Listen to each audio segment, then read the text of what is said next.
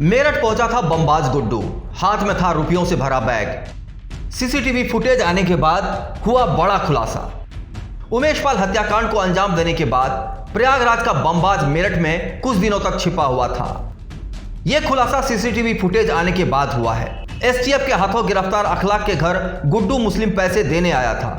Video में गुड्डू बमबाज अखलाक के घर दाखिल होता हुआ और रुपयों से भरा बैग ले जाता हुआ दिखाई दे रहा है। उमेश पाल और उनके 2 सरकारी गनर की सरेआम हत्या को 38 दिन हो गए हैं, लेकिन अभी तक 5 शूटर फरार हैं। इनको तलाशने के लिए कई राज्यों में दर्जनों टीमें छापेमारी कर रही है और उनके हाथ कई सबूत लगते भी जा रहे हैं। इस बीच मेरठ में यूपी पुलिस को बड़ा सुराग मिला है।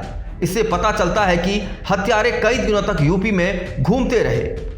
उमेश पाल हत्याकांड को अंजाम देने के बाद प्रयागराज का बमबाज मेरठ में कुछ दिनों तक छिपा हुआ था। एक मीडिया हाउस के पास बमबाज गुड्डू मुस्लिम का सीसीटीवी फुटेज है जो अभी वायरल हो रहा है। एसटीएफ के हाथों गिरफ्तार अखलाक के घर गुड्डू मुस्लिम पैसे लेने आया था। गुड्डू बमबाज अखलाक के घर दाखिल होता हुआ और रुपयों से भरा बैग ले जाता हुआ दिखाई भी दे रहा है।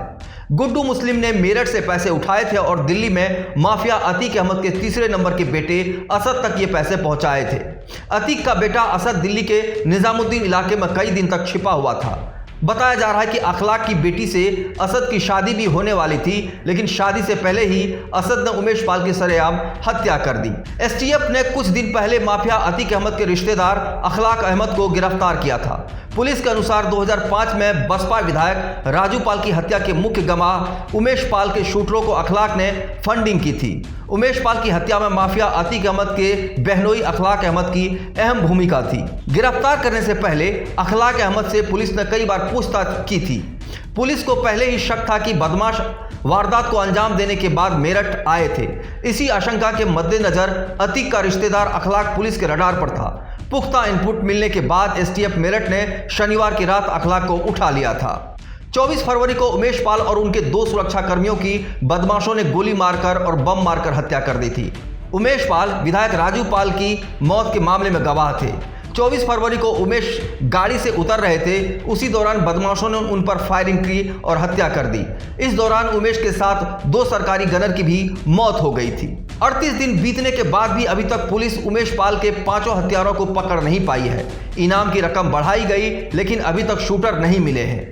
अतीक अहमद के तीसरे बेटे असद, अरमान, गुलाम, गुड्डू मुस्लिम और साबिर की तलाश तेज है।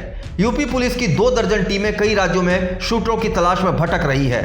उमेश पाल की हत्या के मामले में यूपी पुलिस ने 5 आरोपियों असद, अरमान, गुलाम, गुड्डू मुस्लिम और साबिर पर इनाम की रकम 2.5 लाख रुपए से बढ़ाकर 5 लाख रुपए कर दी है।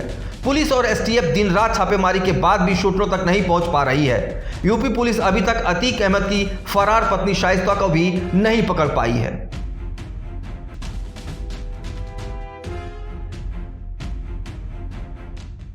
इस चैनल को देखने के लिए लाइक करें, सब्सक्राइब करें और बेल आइकन दबाना ना भूलें।